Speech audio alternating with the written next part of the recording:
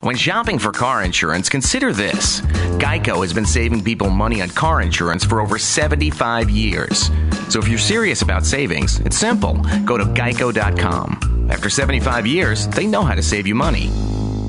Put your name on it. Just put your name on it. That's all I say. Be a man or woman. Put your name on it. Well, I'd like to hear about it, potheads. How the fuck you gonna know how to be great if you don't study greatness? Look at the game tape. Donuts. If you want a battle, it's either that you will or you won't. You know, you're not a bad-looking man, Mr. Gals. But you are, Blanche. You are in that chair. There's something wrong with us. Something very, very wrong with us. Hey, man!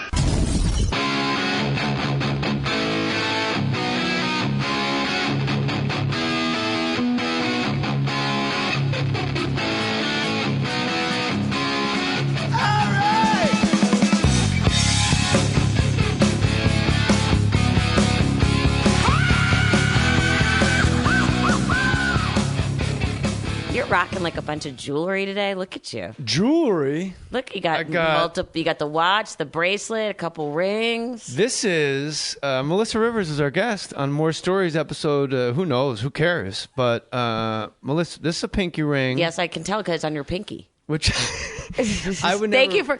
you for pointing that out. That'd be great to look. This is a thumb ring, but I decided that size to go on my pinky. Here's the deal. My mother-in-law, when she died, this is actually hers, Terry K. Cox. And Melissa Rivers has a book called The Book of Joan. Tales of Mirth, Mischief, and Manipulation. Jewish mom, Oi Gewalt. Yep. You, and the listeners of this podcast need to know this because I think they know you, if I know my P1s, as they say in radio, they know you probably from Fashion Police. Yep. And the red carpet. Red carpet stuff, and peripherally, obviously, through your mom. But what they need to know is you and I have been really good friends for a really long time because we both have exceptional boys. Yes. That play together. Yes. And you're an exceptional mom. And you're an exceptional dad. Thank you. And when your mom died, my tweet, because you the obligatory, I got to tweet something about a comic that died. You're right. And I said, forget the credits. What an amazing mom and an other level grandmother, something like that. Yeah. But when my wife's mom died, yes, you were the one that we called. Yeah. Because my wife wanted to know, when does this go away? Mm-hmm. When does it get easier? Does it get easier? And your answer was, no. Yeah. Because I had gone through it with my dad, and it was like, well, it was, it sucks. No one can tell you that it's, they're in a better place. Yeah. But you know what? For me, it sucks. A better place would be at this table right now. Maybe it's a better place for you. And I even said to him, no, you're always going to miss your mom. You know what I mean? Yes, it does get better, but it doesn't go away. It changes. I keep going to call her mom, when shit breaks I was going to say, out. you keep going to go call my mom? Yeah, that as well. Of course, Melissa Rivers, her mom, of course, is Joan London. But you had a relationship with my mother. Your mom and I got along great, and I think it was... But also because she knew you as one of my neighborhood friends. Yeah. Not just professionally. I never got a vibe from her that she knew I was a comedian at all. Yes, she did. Oh, really? Yeah. She played it cool. She cared. I gave her a joke once. Yeah. And she wanted me to do you remember what it was? I don't remember. I think she used it. I said, we were talking about the Bible in your kitchen with Sabrina and these people. Yeah. Again, we were in my kitchen. Always. It was a summer day in Melissa Rivers' kitchen. Is a good day. And I said, look, the Jews... Oh, somebody said, Christ killer about a Jewish person on TV. And I said to your mom, I go, look, the Jews didn't kill Christ. The Romans killed Christ. The Jews just stood there and went, he's not wearing shoes. And she goes, she cornered me. Yeah. I just had a fucking tip on a stock that was going to make hold on a second. Let me write this down. Then what's after that? Yeah. I'm like, no, that's as far as I thought it through. I really liked your book a lot. Thank you. And first thing that jumps out at me, and I put my name on it, the listeners know that's the code. If I don't, you'll go an hour of somebody with a book or something, right. And I'm like, it's great, it's the best. Yeah. But if I say I put my name on it, that's code to the listeners of it's legit. Oh, okay, cool. You guys will love this book. It's really great growing up with Joan, but also growing up in show business. And you know what? This is what stuck out to me of wow.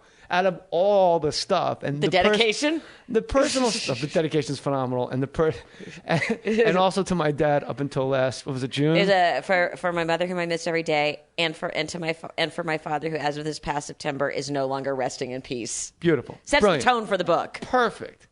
But when you were growing up and your mom was playing Vegas, like, I had no idea. Of course there was, but it's one of those things you read and you hit your forehead like, of course there's like showbiz kids running through Vegas unsupervised. And you were like, what, 13, 14? Not even. Younger. And how old were you and like who were you hanging out with? Like, that's what I was like, whoa, this is the best. Yeah, and of course there was always someone supervising. But was that in quotes, supervising? Well, yeah, it was usually someone's nanny, whatever, was in charge, or a babysitter. But I mean, we were young, and God, it was hilarious. But we knew every hotel, we knew every game room, we knew every pool, we knew every lifeguard, we knew every coffee shop, and it was just that we knew how to. We could get backstage in any hotel. You knew exactly how to get through the kitchen. And it was just, that was our playground because our parents were up. Our parents worked at night. So we were up and playing at night. I mean, we would go into the light booths at all the big production shows and get to sit there and watch. And people couldn't like go, hey, get out of here. No. It's like, hey, that's Dean Martin's kid. You better relax. But not even that. It's like you're sitting in the light booth and it would be on the catwalks with all the big showgirls and they'd be waving at you in the booth. And it was hilarious. You mentioned kitchen, and I'm going to go right back to the showbiz kids in Las Vegas because I don't think anybody ever really wrote about it before. And It's so fascinating to me. Like when I was a kid and my mom went to like AA meetings, just going through like Verona, New Jersey churches at night alone, like being left alone in a church, you're like, whoa. So I can't imagine fucking Vegas. Yeah. But your mom said something about kitchens. Always go in and out through the kitchen. It was actually, I think it's Jack Benny who said it. No matter how big you get, you always enter and exit through the kitchen because performers, we're really always the help. No matter how big you get, if you're performing, you're the help. Yeah. You enter in a casino specifically. What happened to your mom happened to me. Yeah. When she went to tell the story about which one? I think she went 5 minutes over. Oh yeah, and she had gone over like 5, and she got a call saying, "Do you know how much the casino makes per minute?" And it was whatever the amount was. $200,000 according to the book. Yeah, whatever I wrote in the book, $200,000. I love this book. And it was like, do you think I don't remember the amount of time that I said in the book. Yeah. Do you think you're $1 million worth of funny? In 5 minutes. I'm not. And you know what? And she never went over by a minute again. Big clock off stage. Always a watch. Yeah. But they were very nice about it. But this is how much we make a minute. Are you $600,000 worth of funny? I don't think people realize when you play Vegas, like they don't want people sitting watching Jay Mohr or Joan Rivers. They don't want them sitting watching anyone. They want them back in the casino. Get them out so they're not spending any money. They're safe. Yes. Like, that's base. Yeah, basically. Like when you're playing tag as a kid, you go into the showroom, it's base. You're not losing any fucking money. Yeah. You're safe. Yeah. But it was, because, and if you look at how the showrooms still are set up, you always have to walk through the casino. So the idea was, once they're out, they've had a couple drinks during the show, they walk out, they're going to spend. They're in a good mood. They've had a good show. Get them back out on the floor. What's amazing is when they come knock on your door in Las Vegas, everywhere else they go, all right, so I'll come pick you up. And you drive to like a comedy club or a theater, or you walk, take an Uber car. Like, I got it. What time's the show? I'll be right there. And Vegas, you know this. They go, what time would you like to be picked up? I like to be like exactly showtime. I don't like hanging out. You like to go from your room onto the stage. Introduce me, I'm ready to go. Yeah. There's no reason. What am I doing? Yeah. For a Diet Coke? But then like a cop. Security. Knocks on your door, hands you off to another security guy and armed. At an elevator that you've never seen before. No, and it's usually also the service elevator. Right. So, like, people are coming in and out with, like, blankets and cribs. And you go through, like, the crib cemetery. Like, just rows stacked of up cribs room service trays. Yeah. Oh, you go through the basement. But the crib thing's creepy. Like, you see, like, 140 cribs in a basement, you're like, this can't be good. Yeah, no, it's a little scene out of, like, a bad horror movie. Like, you're like, something's about, like, the doll is going to, like, sit up and go in your face. Then they walk you. Then there's another elevator that goes up. And then somehow you step through a doorway and you're like 1 foot from actually walking out in front of the audience, and you're like, whoa, and you can't find your way back. No. So just recently, you're like this. I was in Vegas for an event, and I don't remember, but I guess I had run upstairs to change. I don't remember what it was, but I had to get back downstairs by a certain time. And NASCAR awards? Actually, you're right. It was. That's we right. were there. And I had done the red carpet, and I was very late in the show. And I think I went back upstairs to change. I don't even know why. I was bored, or I don't remember. You were on stage, so I couldn't hang out with you, whatever it was. And I wanted to run back up, and the elevators went out. Ooh. Or one of them went out, and there was a huge line. So I said to my boyfriend, oh, don't worry about this. Come on, follow me. And I go into this. I know where the doors are, and I go and start hitting the service elevator. I'm like, no problem. It's Vegas. Even though I haven't been in this hotel's underbelly, I can find it. You know, it's like old home to me. It's just like I'm like a homing pigeon. Well, now on the service elevators, you have to like push in a code. Or have a key fob. Or have a key. So we got in, but we couldn't get it to move. And it was just like stopping me. So I jump out. We jump out of the elevator. And we go back out. And I find a house phone. I don't even know what floor we're on now. And I'm like, hi, it's Melissa Rivers. And I'm stuck in one of your service elevators. Security needs to come get me. You don't know what floor you're on. And I'm looking around. I'm like, okay, I think I know where we are now. And my boyfriend's just shaking his head at me. He's like, really, genius? Like, yeah. Are you still with that guy? Yeah. I like that guy. He's good. But like, yeah, you can get us anywhere in Vegas. Don't worry about it. I got this. You've been with guys I didn't like. This guy he's really, a good I egg. really like He's this a guy. solid citizen, as we like to say. Tell us other... But like playing in Vegas, like I have so many great stories. Like, do you remember that, you don't know this, but in the old MGM, they used to have a lion. Yeah. And you could stand next to the lion, which was supposed to be the MGM lion, and get your picture taken. It didn't end well for a visitor once. Oh, they had a real lion? Yes. I only know the big statue lion. Oh, no. They used to have a real... Okay, so they had this big arcade, and they had a real lion. They had a whole thing, and they had the candy store and this store. And the first time I ever saw Pet Rock was there, and the movie theater, and then it was the arcade. But right kind of in the middle area was a real lion. And there was like a little thing, and you stand, and people would get their picture taken with the MGM lion.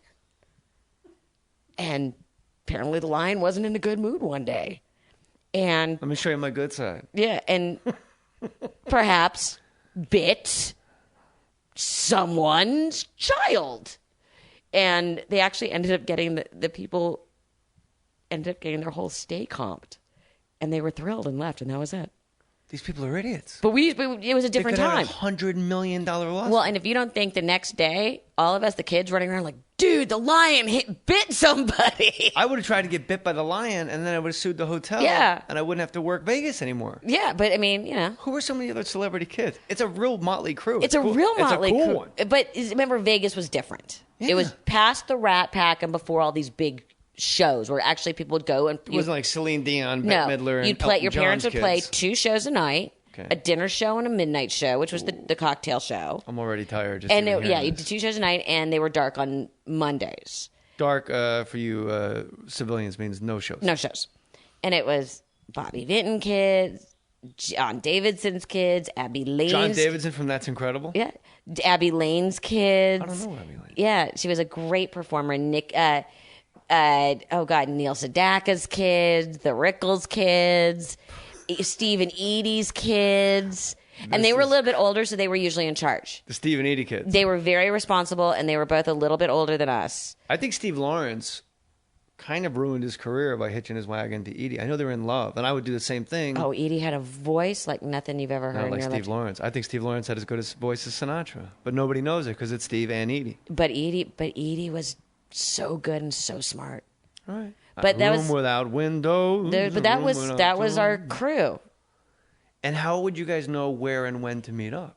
Well, you know, parents, at those days we didn't have cell phones. So your parents would call and make plans, and you'd be over at this show and you'd be over at that show, and then you'd go over there, and, you know, we'll meet you in the game room or in the candy store, or, you know, or we're going to go to this pool today or that pool tomorrow. This is having on, you probably, nobody's having a better time than you guys in Las Vegas. There's no losing. But you didn't know any different. I used to have... your first kiss in Vegas? No.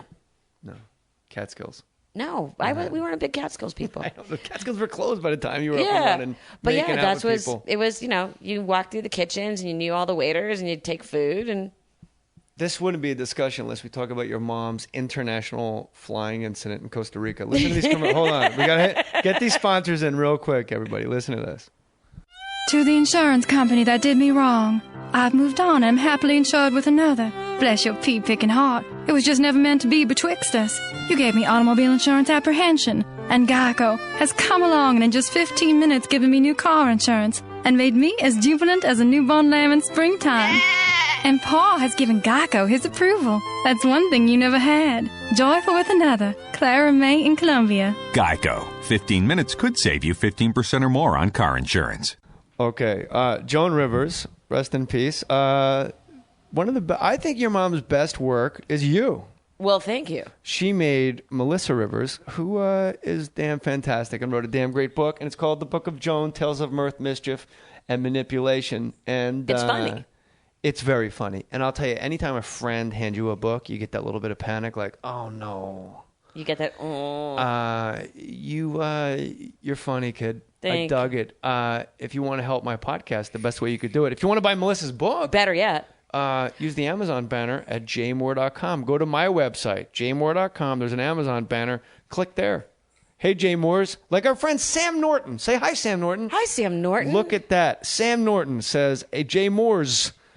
First, I needed to buy a gift for my wife, so I went to your Amazon banner at jmohr.com, and I bought her a Sriracha keychain bottle. I know those. Those are good. Is it? Yeah, they're the little mini Sriracha containers for like hot sauce. Sriracha? The hot sauce. Oh, okay. A keychain bottle, and then I gave some money to Uncle Dan. We didn't even talk about this because I was young, and a buddy of mine was similarly injured when I was young, and my heart goes out to you and yours. I love you for keeping a fellow comic company. Hey, comedian in the house, Sam Norton. Good on you. Keeping a fellow comic company as I pass some time on the road. Come to Chicago. I'll open for you. And the next time you're at the Laugh Shop in Calgary, love it up there. I'll open there too because my wife's family is up there. Much love to you and the family, but more love to your inner Colin Quinn, Sam Norton. Well, Colin Quinn would go, all right, Sam, anywhere else you want me to work with you? I appreciate the email. Hey, you know what? If you're ever in Patterson, New Jersey, maybe I can do a tight 5. All right. There's a GoFundMe at jmohr.com. My Uncle Dan is in critical condition. Why? Well, their apartment burnt down, and my Aunt Christy, who's special, she died in her bed. Oh, I'm sorry. And Uncle Dan, it's been a rough sledding. So we have a GoFundMe account at jmohr.com because their payout insurance, the middle class takes it in the ass. Yep. And you can't live on that. So We're doing what we can. So if you go to jmohr.com, there's a GoFundMe. Use the Amazon banner. Do whatever you want. This is what I want you to do is buy Melissa Rivers' book, Book of Joan. Book of Job, in a way. Yes. Book of Joan, mostly. Now, your mom rarely flew alone, from what I knew of your mom. We try not to let her fly alone. Now, it was really more of a public safety issue. Is it because she gets confused? Like, my mom will get confused, and she'll wind up in the wrong city. Is your mom not flying alone because she'll get in fist fights? Will she drink too much? Or, like, take an Ambien and wet herself? Like, no. why couldn't Joan fly by herself? Because it was we just liked to know that she would get to from point A to point B without a lot of chaos and drama. But that's what the plane is for. Here's your seat. No, it wasn't so much when she was on the plane. Oh. It was getting on and off the plane. Was she a bad flyer? She didn't like to fly? No, she wasn't a great flyer, but she wasn't like a horrible flyer. So what's the problem? What chaos? Why is Joan Rivers all of a sudden like on the watch list with the family? Because getting my mom through an airport, it's like, you know that saying, squirrel. Like, she would see, like, she would see the $5 store or the $1 store, and she would be in there. Oh, so she wound up missing her flights. She would she would get there when she got there, and it was fine, and don't worry about it. And she'd be up in the club, and we just like to know that she would get from point A to point B. Okay. Without a lot. For example, and we'll get to Costa Rica. My mother... Today? No, I wish. I don't think I'm allowed back in Costa Rica. But... Because I think our family name is, like, in the computer. My mother... in Costa Rica? My mother couldn't get from the airport to my house, which is, we live close together, so it's like 25 minutes without making a stop. Where's there to stop? You're on the 10 freeway. Well, she liked to take the surface streets because maybe she wanted to go to the bookstore, or sometimes she'd just stop randomly and get her nails done. Like you and I, when I land, it's just like, get me home. Yes. Stat. She would decide the week before that maybe I needed more napkins and there was a linen and things. Or, I mean, literally, and we would get these calls from the drivers saying, we'd call me like, where are you? They're like, oh, she went into Barnes & Noble. Or she wanted to stop and get her nails done. Or she saw a 99-cent store. Or she saw like an antique store, somebody was having a sidewalk sale. No, it's got to be weird. Like, if you work at Linens and things, like Joan Rivers walks in. Like, yeah. Like, your mom's one of those celebrities. The sight of her immediately makes that person's day. Yeah. Like, your mom wasn't like a cunt or like a bit. Like, your mom was a real kind person. Yes. So your mom walks into Linens and thing, she's going to crack a couple. Like, Rickles. You meet Don Rickles, you're like, oh my God. Because he's super kind. Like, your mom was super kind. Yeah. My mom had this thing she always decided that I needed more napkins at my house. Or you are always out. I'm not always out. I have a lot of cloth napkins. But it would be like, oh, I needed to stop and get shampoo. Mom, we have it at the house. Well... Is that from growing up poor? No, I just think she would see... It was squirrel. She would see something and be like, ooh, stop. And she liked one particular Starbucks by the airport. So she would stop at that Starbucks. And then it was like in a mall. And then it was like, oh, there's a Best Buy. Or, Did somebody travel with your mom, like an assistant, like step by step? Most of the time, but not when she was doing New York, LA. And that was usually the diciest ones because there was so much to stop back and forth. Not in the sky. Yeah. What do you mean? Yeah. Oh, you mean like if you land at JFK, you're in the middle of nowhere? Well, yeah. JFK, she would get in the car and go home. But then once she got into the city, she'd be like, ooh, I need to stop and do this. All these lamps, Melissa. Exactly. She would walk into my house with like bags. It's like, why did she can't just get in the car and go? Like, what happened in Costa Rica? Okay, well, Costa Rica. Okay, when you have more than one name that you're known as, like a John Ferguson Mohr, J. Mohr, John Ferguson Cox Mohr, JJ. Right. Got it. So in your passport, it will have printed in there AKA. Oh. Okay. I don't. So my mother's passport read Joan Rosenberg, which was her married name, AKA Joan Rivers. Okay. So whichever way her plane ticket, whatever way she was ticketed, it didn't matter, especially internationally. So we get through check-in, we get through customs. It's all fine. You're in Costa Rica. We're in Costa Rica. Okay. We're flying home. We had been. What were you doing there? Family vacation. Okay. You said that. I'm sorry. No, I didn't. But there you go. Family vacation. I thought it. I'm the our whole family is there, and the way everybody's leaving is it's like sort of staggered. And I'm the second to last. My mom is the last. But we're all checked in. We're all in the boarding area. So I get on the flight. Bye. And she was, being a Jewish mother, said, do you have enough cash with you? I'm like, yeah, I'm fine. She goes, here, take more cash. And just goes in her wallet and hands me cash. Okay, Mom, I love you. Bye. She's literally she's walking to her gate. Well, apparently the gate person saw that her passport and her ticket didn't match, and she pointed to the page that said AKA blah, blah. Well, they decided not to accept that. Now, we'd already been through customs. Right. And my mom decided that this was ridiculous and decided to just keep going and basically rush the plane to get a hold of the pilot so the pilot could explain who she was. So now already we've created an international incident. I'm going to go, but you know what? It is fascinating. Like, your mom's so indelible in my mind. Like, people do live forever. Yeah. I'm just right now. But it gets worse. Like, you know what? Like, she's going to talk to the pilot. He's in fucking charge of this shit. Right. Not this lady. Not this who at a counter. Yeah. No, we were past we were through customs. Right. We were in the boarding area. If I can just talk to the pilot, he's obviously in charge of this Airbus. Right, exactly. And she managed to run up the stairs. She rushed the plane. And just was like, fuck you, and got on. And then was trying to get people on the plane to explain who she was. And basically she was escorted off the plane. And escorted out of the airport. And So suddenly she's by herself in Costa Rica with no cash and only her credit card. She gave you all her cash. Because she handed me all of her cash. So she found someone to give her a ride. She rented a car and went to a larger city and got rebooked and got home. But there's nothing like landing in Dallas to change planes and turning on your phone. And anytime a message started with, let me just start by telling you everything's fine, it's not a good story. No, it's a paragraph of hell coming after it. So we're, basically we're not welcome in Costa Rica. The Rosenbergs and the Rivers. Yes.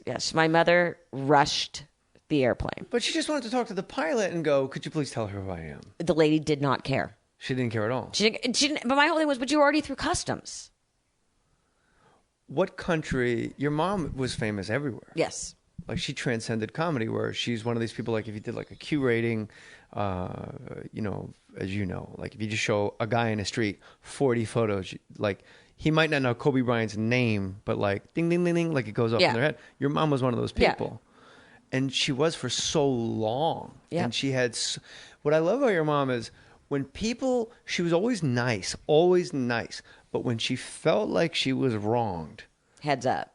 You had to go to her and make peace, like with Leno, and there's I don't know. You mentioned like 4 people in the book, and I don't want to like ruin the. No, we can. Well, Leno's been quite not vocal about it, but he did put out a statement about it. Oh, he did? Yeah. Why? Which no one picked up. Because the whole thing with Leno was not letting her back on the Tonight Show. Fallon let her back on. And his thing was like, I'm just respecting Johnny's wishes. But the only reason she wasn't allowed on Johnny is because she guest hosted for Johnny. She got offered her own show. Raise your hand if you're going to turn on your own TV show. When you know you're not being given the Johnny show. She had been told point blank, you will never get this show. Point blank. Right. So she took another job. I mean, it's logic. And if she had been a man, no one would have been upset. So Johnny banned her, Leno takes over, and then like for 20 years just upholds the ban, and there's no, Yeah. And then my mother died in September. This was the first week of December, and I was speaking at a big event, the Hollywood Reporter Women in Hollywood event, and Jay was opening the show. He knew very well that I was there, was as far away as you and I are, looked straight at me, made eye contact, turned and walked away. Wow. So that was his statement. No, and then I write about it in the book saying, I can't believe you did this. Like, I think I called him a coward in the book. And I'm like, it's really sad. You still come over and say, I'm so sorry for your loss. And he claims he didn't see me and didn't realize I was there. I was wearing a denim shirt and she's shorter than I am. And yeah. He's always been super nice to me. Yeah. So I got nothing but nice things to say about Jay. But I've heard he's a very nice man. If I was your mom, I'd have a red ass about that too. And Jimmy Fallon was very smart. Yes. Because he opened The Tonight Show. Yes. With her. Joan Rivers. Perry. Not welcome in Costa Rica. Your mom's first headshot was... Well, it's filled with lies. I mean, I talk about that. I talk that my mother. I write about. Like Gleason did this too. Yeah, but Gleason I write would like reinvent his entire history. Yeah, but depending on what dinner party was at. Yeah, I write about the fact that my mother had a very loose relationship with the truth. It was very casual. It was a very casual relationship, and we found one of her old headshots where she claims to be in the 10 Commandments and like North by Northwest and like all these ridiculous things. And you're like, in the book, you're like, you never told me you worked with Hitchcock? Yeah. Melissa, please. If she just figured no one was going to question it. She's like, what, they're going to call and ask him? Right. And if they ask me, she's like, oh, I got cut out of the movie. Right. Like, just... It's like when you're starting doing stand-up comedy, you go like, all right, Catch a Rising Star, New York City, Laugh Factory, or Improv, Los Angeles. For a list of all commercials, please contact. Do any commercials? Yes, exactly. Your mom's. Who do you think was your mom's biggest ally in comedy? Like who's like? I know like Buddy Hackett and Newhart. Like those two were inseparable. Who was like your mom's running mate if she had one, or was she out there like a lone wolf, just fighting the good fight, doing 90 minutes every damn night? That was her. She was on her own. She didn't hang out with comics. She didn't hang out with her. I mean, she like. No. I'm not insinuating right. she didn't like being with. But she didn't have like comic friends. Really? She had a great relationship with Louis C.K. She had a great relationship with Margaret Cho, Sarah Silverman. there was a whole group of them that would email each other. And one time my mother did something and made some controversial joke, and she emailed Louis saying, "Tell me I'm right and they're wrong." And he emailed her back, "You are right, they are wrong." Right. And like when Margaret had a bad show, I remember mom getting an email. She's like, "Oh my God, I just bombed." And my mom wrote to her, that was always the thing, "You're right and they're wrong." So, there was that sort of bond. That's a huge bond. And Howard, I mean, there was, yeah. It's a thing that only road comics understand. Your mom was on Howard once. I'm driving in my truck. I think I was on my way to Corollas. And I'm driving to Pasadena, and your mom's on Howard. And she walks in. He goes, "You look great." And she goes, "Sure." Yeah. Like, just the word "sure" was funny. Yeah. Like, it was, and he cracked up. I'm in my truck laughing. Like, it was so, like, not planned at all. Like, he goes, "Hey, look at you. You look great." She goes, "Sure." Sure, yeah. She really, I thought, always was, well, she was really brave as a comic. And I think, like, Patrice had this great thing he said once, Patrice O'Neill, saying, it's like when you're a kid on the monkey bars and you swing and you reach for like the next bar. When I reach for that next bar, it could be like a rape joke, child molestation. It could be about the Catholic Church. It could be about the gays. It could be about the black. I might fall and crack my teeth open, but you can never take my right away to reach for that bar. Let me fail, but don't take the bars away. Right. And your mom was always, there's a famous YouTube clip of your mom just telling somebody in the audience, "Shut the fuck up." Like, she was doing some innocuous, like, Helen Keller deaf, and like somebody stood up like, "My daughter's deaf." Yeah. Is this ringing a bell? Yes, totally. And your mom's like, "Are you fucking kidding me? Yeah. Like, you think I don't like deaf people? Yeah, like, really? Get the fuck out." She kicked them out. Yeah, like, usually you get thrown out as a comic. Like, you upset them. Right, no. Your mom told them, like, get out. My mom's always like, lighten up. Like, she would come on stage and very often and start her show with a string of the worst words you could possibly think of, and racial slurs, everything. And she's like, "Okay, good. Now we've gotten that out of the way. Let's move on." And that would get a big laugh. And get a huge laugh. I saw her do that. Yeah, she's like, "We're all one of them." That got like almost like a standing ovation, and you're 15 seconds in. And you're 15 She'd seconds walk in. out and go, bip, bip, bip, bip, bip. Now we got that out of the way. Let's go. And everybody goes crazy. Yes. Yeah. And then you can talk about every group. That's really smart comedy. Yeah, it's smart. And bravery is a big thing. I mean, I don't know if you watched the Louis C.K. Saturday Night Live. I didn't, but I read the monologue and I saw the monologue and I'm like, everybody needs to fucking stop this. And again, the comedy police, it was brave. It's dangerous. It was not what he said. No. The people that want to police comedy. Yes. This is a very dangerous thing. Yes. Daniel Tosh says a rape joke at the Laugh Factory. Somebody captures it on their iPhone. It's on Huffington Post. It's the only place we have free speech. Yep. Is in a club. Talk about brave. Yeah. He went there. Whether it was funny or not isn't the issue. He went there. I think the bravest one, because it was the most thought out, like talk about revenge being a dish best served cold, is the Norm Macdonald hosting Saturday Night Live. Because he got fired for making OJ jokes and Don Ohlmeyer loved OJ. Yeah. So 2 years later, they ask him to host. And he goes, "Hey, so that either means one of two things, because I got fired from the show, That either means I got, in 2 years, I got way more funny, or this show's horrible." I'm not even, that's not even what he said, but it was that. And I'm like, that is so crazy. Because he had to do it in a way where he couldn't get bleeped. Right. And it would still play on the West Coast. Exactly. So he is super well thought out, and he entrenched it in. Yeah. Right after my mom passed, a couple weeks after, Chris Rock hosted. And it was right after they opened the Freedom Tower. And he talked about it and talked about, why don't we just get it sponsored by Target and just have them put the logo right on it? He went there. People and you lost their shit. It was on my AOL home screen. Chris Rock crosses the line. First of all, hilarious. Yeah. Second of all, I sat up in bed and was screaming with joy because he was one of my mom's favorites. I ain't going in it. Right, and he was one of my mom's. He was one of my mom's favorites, and I'm like, you can build it higher and taller. This whole thing was like, I ain't going in that tower. Exactly. I ain't going in it. Let's put a target on it. Yeah. And I said it was one of the first moments that I went, it kind of hit me what my mother did by continuously pushing, because that's the joke she would have made. And he had been so amazing talking about her after she had passed. And I just remember sitting straight up in bed going, oh my God, I love this man. I love him. He went there. How hard is it for you being her daughter? Because you, I know, produce so much TV that people don't even know that you're doing, like Fashion Police. But I mean, people saying, well, what are you going to do? I'm like, I have lots of other jobs. Right. But you do it quietly. Yes. You don't. Well, the brand was Joan and Melissa. You hired Joan and Melissa. It's an act. You know what you got. Right. I was the straight man. She was the crazy one. I'd roll my eye. I mean, I was a straight man. But you would produce things not being on camera, and yes. You still do. Yes. So does that dynamic change when you walk into a place to pitch a show? Are people like, well, you know, are you being treated differently? Or was it always hard growing up? Let me ask you this instead. I know what you're getting at. How hard is it for you to carve out an identity for yourself because your mom is one of the most famous comedians that ever lived? Yeah. Very. Very frustrating. Very frustrating, very hard. And not only do you have to be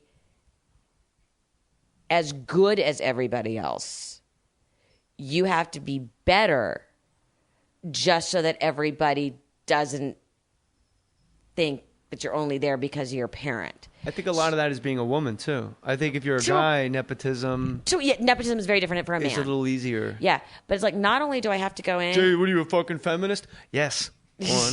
Sorry. But it's true. It's like, I have to go in and not only be able to do my job as well as everybody else, I have to do it better just to get the credit for doing it as well as everybody else. You have one of the greatest Lifetime movies of all time.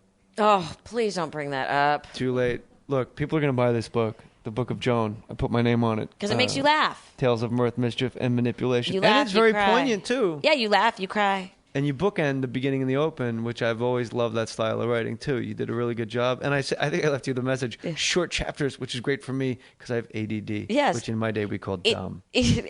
Well, that's a whole other conversation for us to have. What was I just going to ask you? Oh, so it's super hard. It is very hard being Joan Rivers' daughter.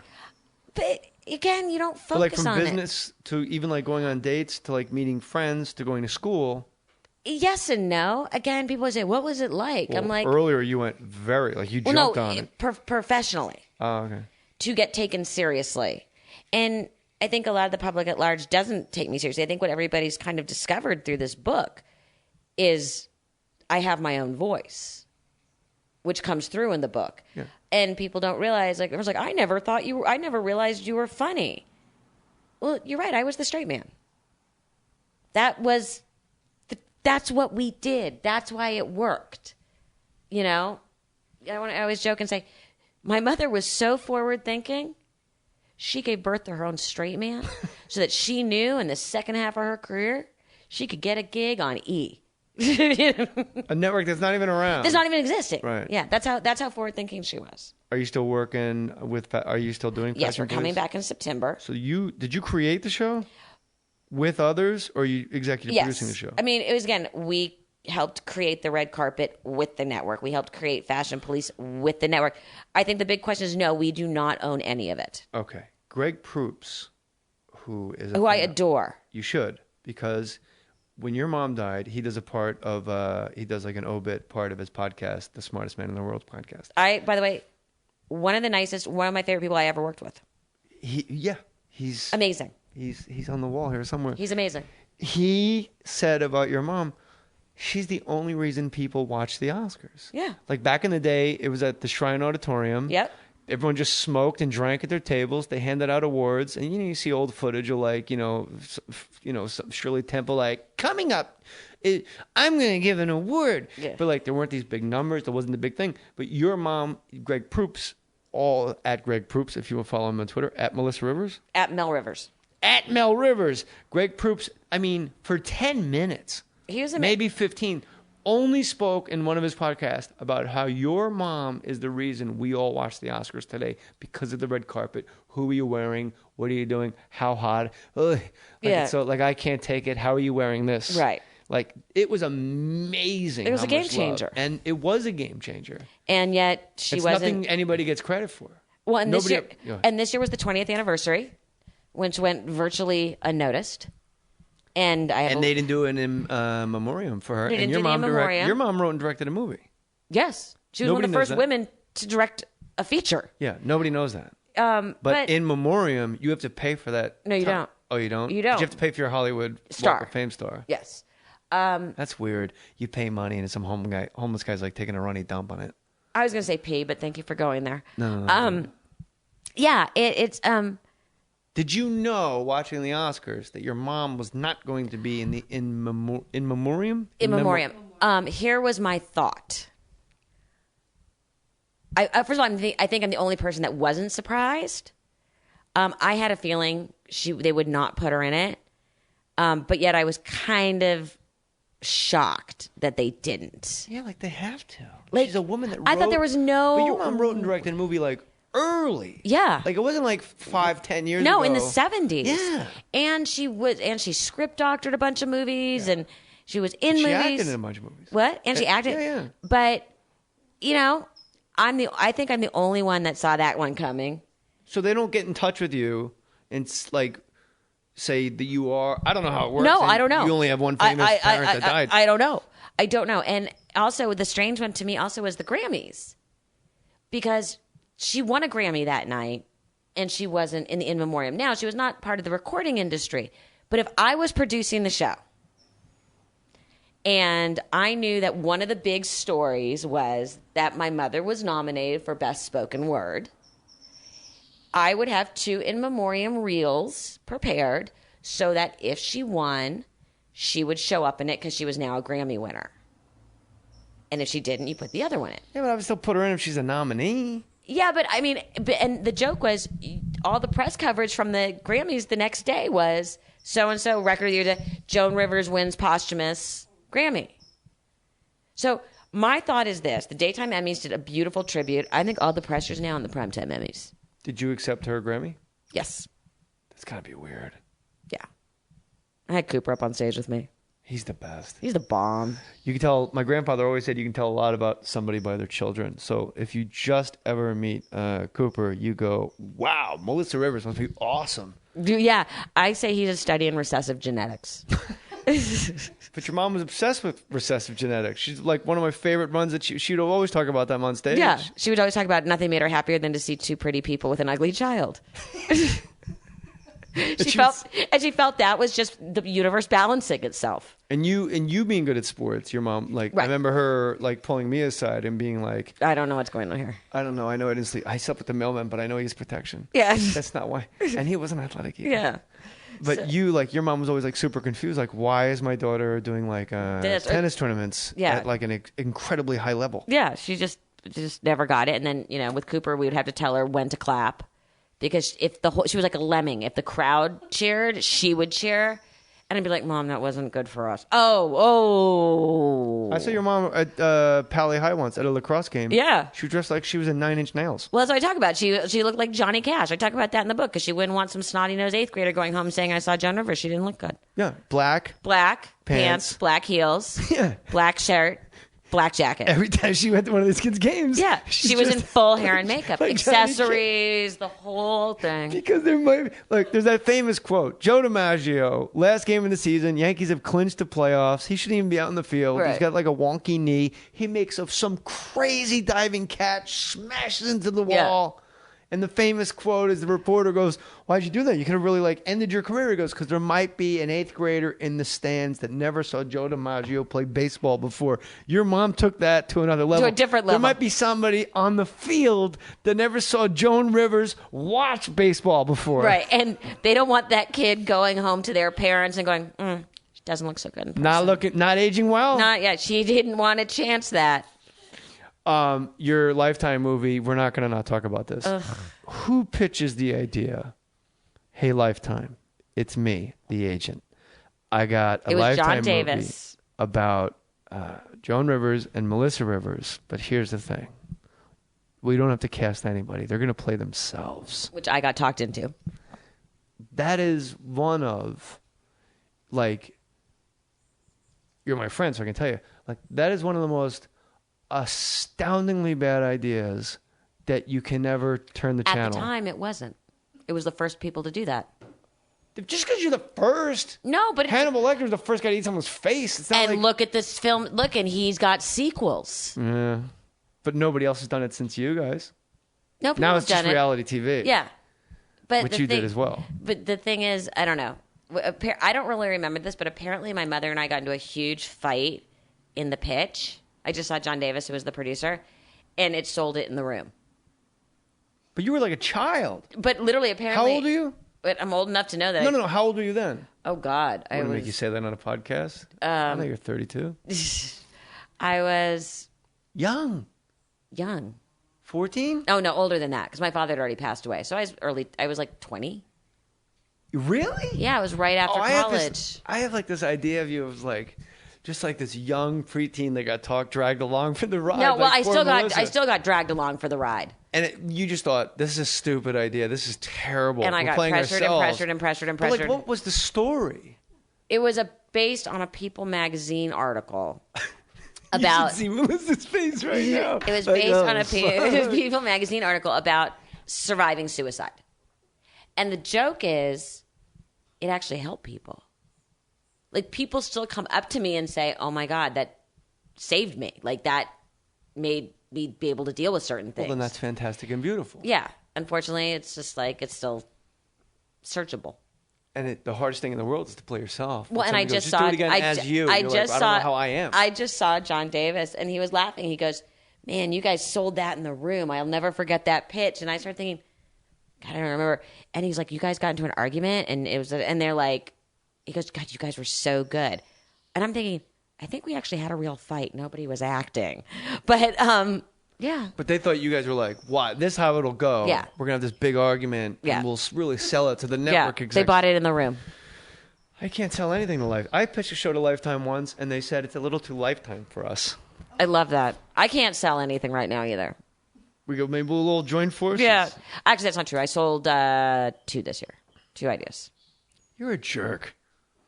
I haven't even shot the pilots yet. So what? You sold them. But I haven't gotten the money. No, someone said, well, yeah. But I think it was out of pity. Bestseller list? I think it was out of pity because I was recently orphaned.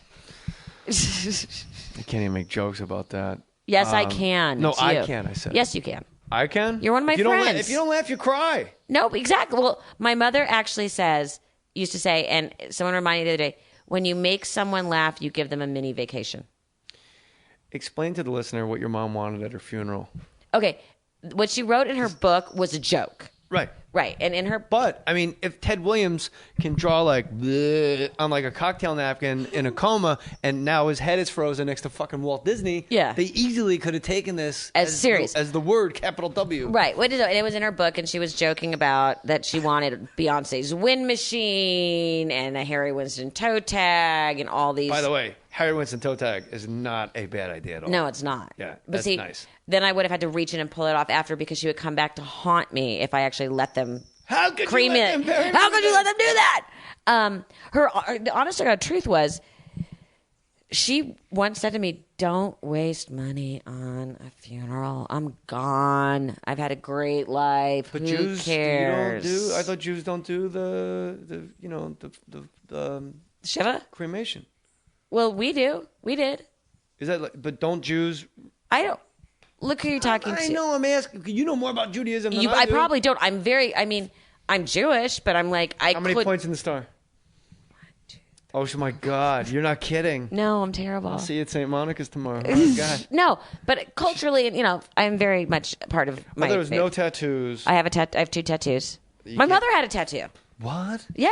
Now we're getting somewhere. My mom had a tattoo. Battleship across her back. Yeah, exactly. Harbor Heights, Mexican Mafia. Exactly. ¿Qué pasó? No, she had a little 6M on her arm for the 6 million Jews that died. Mm. And she had just gotten it, and she ran into Lady Gaga, and she showed it to her. Like, she was all, like, tough. Like, oh, I got tattooed too. And my mom's tattoo was so small you couldn't read it. Well, Lady Gaga didn't like shit on it. No, she's like, you got to go back and it has to be bigger and you got to go to my guy. And I'm like, oh my God. How about Lady Gaga is getting weirder? She's brilliant. Brilliant. She's getting weirder by getting more normal. Which I love. Like she starts in a meat suit And now she's on tour with Tony Bennett. Yeah, and then now she just dresses up in like a black cocktail dress and like her regular hair, and everybody's like, "Whoa, she fucking reinvented herself. She came out as herself. It's crazy. It's genius." Madonna's walking around with fucking gold teeth. It's like it's reverse engineering. Yeah, it's brilliant. It's brilliant. Melissa Rivers, the book of Joan, tells of mirth, mischief, and manipulation. I think I know how this goes. You have a great title, The Book of Joan. But then the publisher goes, yeah, but we need something. Nope. Oh, that was all exact you? opposite. You had this, Tales of Mirth, Mischief, and Manipulation? Yes. That's what you wanted to name it? Yeah. Well, I wanted to call it Cheaper Than Therapy. Having Joan Rivers as your mom? No, writing the book. Oh, okay. But there was concern that it would end up in the self-help. And it certainly is not a self-help book. Yeah. I didn't want people confused. Well, it helped me. I laughed, and I got a mini vacation. There you go. When I wrote and by the way, congratulations on being on the New York Times bestseller list. Is that not crazy? But here's the neurotic Jew. I'm not gonna say it out loud. I know how many books you actually have to sell to crack that list, and it's all in the first week. It's very impressive. When my book came out, Tim Russard's book was out. Oh God! And it was Eats, Shoots, and Leaves. Remember that book about grammar? Yes. So like 2 spots are just fucking gone. Gone. But I read the top sellers. It's a tough hustle, and you got up. I think you're 6th. Okay, but here's what I said. Now here's the neurotic Jew, right? Okay. So the first week I was 6 in hardcover, 4 in audio, 4 overall in combined. Did you read your own? What? Yes. Yes. Good. Me too.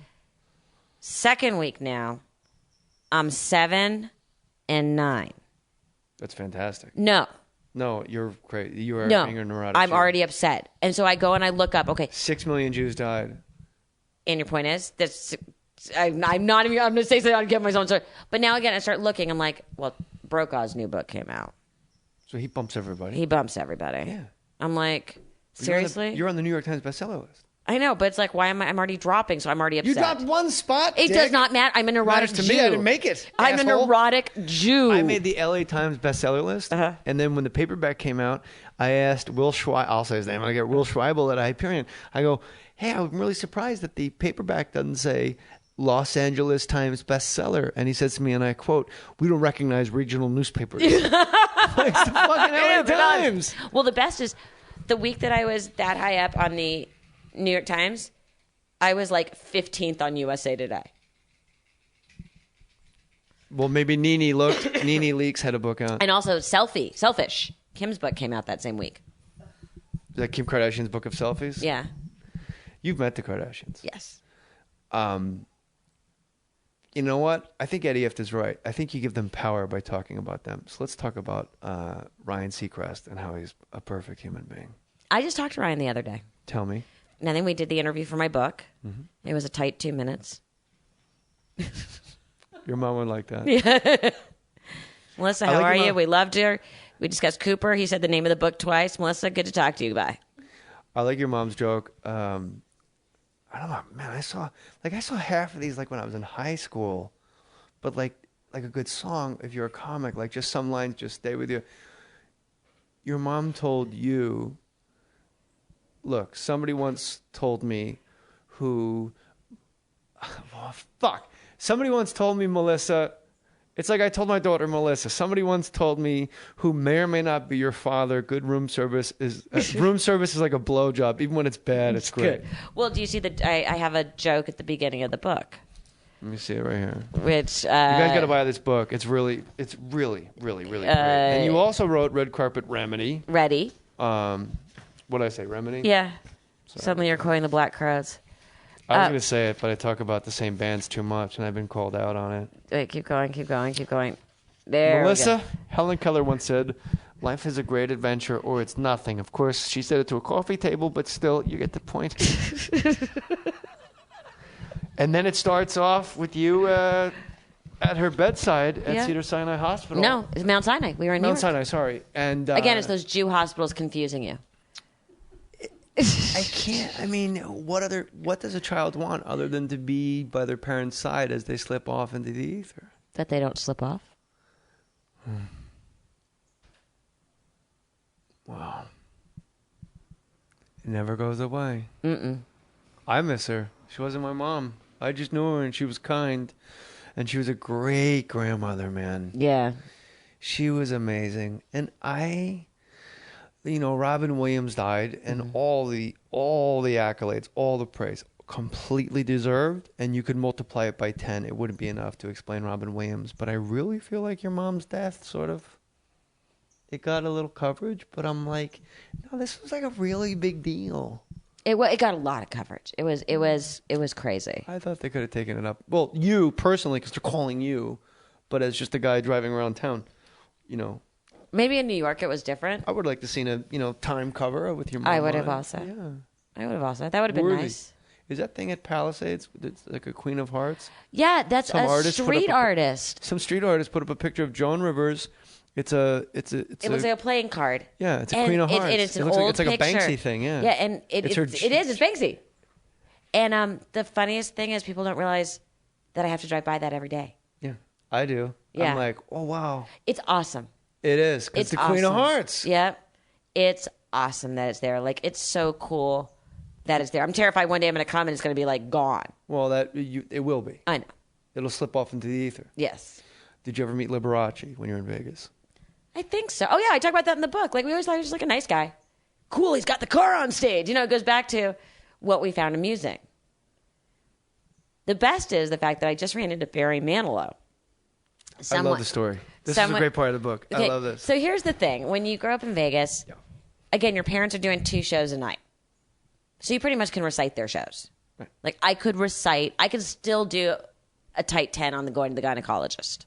So when you're not watching your mom, you're watching other people's shows. Right. Or like when my mom was opening. Probably do 10 minutes on all their shows. Right. But so when you were, like, my mom was opening for someone like a Mac Davis or Barry Manilow, you would watch their shows, or you would just hear them sitting in the dressing room between shows every night.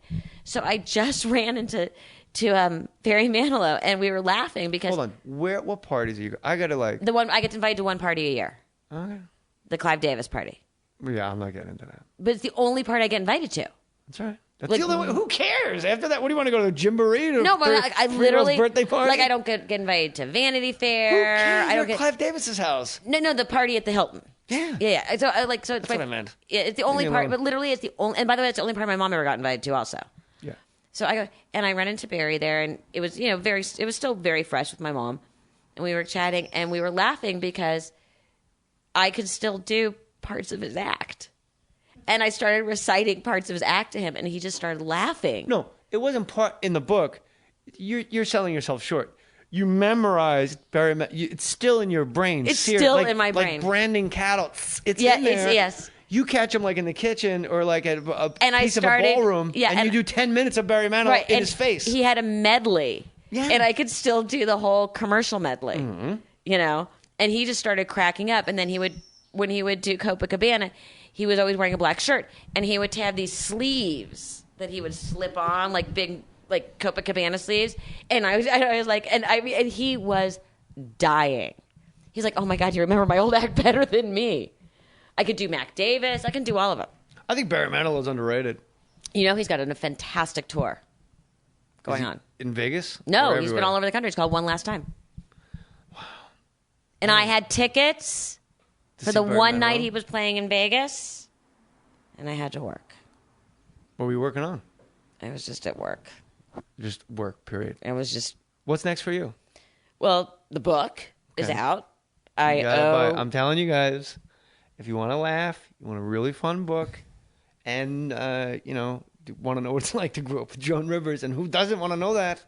This is it, the Book of Joan. I've got that. I've got Fashion Police coming back in September. Sorry to say this, slow down. I've got Fashion Police coming back in September. You're a jerk. Fashion Police is coming back. Back in September. Are you going to be on camera? I don't know. Okay.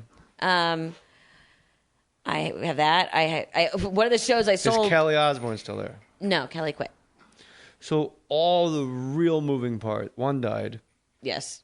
And then Kelly, my wife, when we watch Fashion Police, goes, Kelly Osbourne fucking knows her shit. She really knows fashion. So who will it be? I don't know yet. We're just in the planning stages. Is Juliana Rancic going to still be there? As of right now. We were watching the Oscars, pre-Oscars, which my wife, which your mom made. Right. It did not exist before Joan Rivers. Right. Like, hey, an hour before the Oscars, right. let's all sit around and watch and be catty and look at everybody. Right. How? See, guys have it so easy. They don't get it. No, I get it. No, you don't. Me and Greg Proops get it. We argue all the time if we're the straightest gay guys or the gayest straight guys that we've ever known. Fair enough. Because we watch all the shows and we know all the music and we know ladies at lunch and we know Stretch and we know all this stuff. But I love that you said Stretch. Of course. I love that. Does anybody still wear hats? Rest in peace. Here's the ladies who lunch. Great tune. Great Sondheim. We know Sondheim. Me and Greg Proops. So we do get it. Yeah. So I'm going to ask you this. Okay. I mean, if you pull up some shit I wore on the red carpet, there's some. I'm not going to stuff. because I like the Melissa that's in front of me right now because we're pals. How do you, like, women in Hollywood get a real red ass the moment the fashion police goes against them, but yet they never say like, "Hey, here's a thing of roses. Thanks for saying I look nice." The sad thing is, you took a lot of shit from Jennifer Lawrence, who I've actually have become friends with. Okay. But she went like fucking crazy. Yes, she did. On you guys. Yes, she did. But I think she has a point. And that is women have a really hard time in Hollywood. How do you square up as the executive producer of Fashion Police, an entire show where you just sit around catty saying that women look shitty? And we also pray the ones that look amazing. You're not helping look amazing. Them. Okay, but the ones that don't look amazing. No, but okay. You're not like, let's ignore her. She doesn't look good. Okay, but wait. Again, now you're being the comedy police. I'm not being the comedy police. Yeah. No. Why isn't it? I'm being a feminist. What difference is it than what everyone sits and says at home? Because you are fashion experts. And when you're making $20 million a picture and you are wearing clothes that you are either being paid to wear or have been given for free. And the necklaces like are $5 million of free jewelry. And we dare to say, we don't like that one dress. So what? It's funny. The thing with fashion is it's a comedy. It's a funny show. I agree. And the whole idea isn't to tear women down. But also, guys, let's all take a deep breath. No one is home pulling the curtains off the wall, sewing their gown. Okay? Mama isn't in back stitching. And I'm certainly not being comedy police because I'm going to blow your mind on this one because I'm doing a full 180 like Russell Brand. I'm going to close the barn door behind you and you're going to be like, what the fuck just happened? Women in Hollywood are always beating the drum like we don't. I did a benefit at the Laugh Factory. I'll say it like this. Okay. Film this better. I did a benefit at the Laugh Factory for women in Hollywood because they don't get enough chances. And Maggie Gyllenhaal was just trending on Twitter because at 37, I think, or 35, she was told she was too old to play the love interest of a 55-year-old right, star. And believe me, national news. Yeah, and I believe women are not treated equally in Hollywood. But here's my problem with it. Mm-hmm. Women don't go see women movies. How many women listening right now saw Little Women in the theater? If women went and saw women movies, the way black people go see black movies, or like Latinos go see Latino, the way fucking dudes go see shit get blown up with Channing fucking Ruffalo Fry. Yeah. Then women would fucking own Hollywood. But I think women do see women movies to an extent. Nah, they go because their husband goes, fuck that. White House down again. And they go see that again. So I did a benefit at the Laugh Factory. I go, how many of you applaud if you saw Little Women? And then nobody applauded. Right. Or like and I named some other movie. Right. And I go, then what are we doing here? And then I got booed. But yet chick flicks do great. A lot of these movies do really well. Pitch Perfect's on fire. I think that's youth too. I don't think that's women as much as but that's youth. A whole separate discussion. It's not just women, it's also youth and and all that kind of stuff. I was being disingenuous. I was setting you up because my complaint is in the actress calling out fashion police. Yeah. And my whole thing is... If you want to be treated equally, just but also, fucking be what equal. I always say is like, lighten up. Now, here's the big thing. So, I'm somewhere and I'm going to be... You're in my garage. I'm working with... Jay Mohr. With Jay Mohr. But anyway, so I'm in a situation where I'm about to... this come past face tense. to face. Sorry, go ahead. With Jennifer Lawrence. And I'm thinking, oh, dear God, here we go. And she comes out and introduces herself to me. I say, hi, nice to meet you. And she goes, I'm so sorry about your mom. I said, thank you so much. And my mom was actually a fan generally. And if you go back and look, there was only one time my mother said she didn't look good. every other time from every other single red carpet appearance. Huge fashion fan of hers. And she said, I think maybe we didn't agree on something, but I think it was misunderstood. And what she was talking about was a comment that was said that was not even my mother's, that she looked big. And she felt you shouldn't be talking about body size. And then went on to repeat and quote to me 3 of my mother's jokes. One of which was one of my favorite jokes of all times, which is, my mom said, Jennifer Lawrence says this to me. Her favorite joke ever on Fashion Police, because she actually watched, was, that dress is so ugly it looks like it'd be good at math. That's a fucking great joke. And we got on this. It's genius. Okay. So we start talking.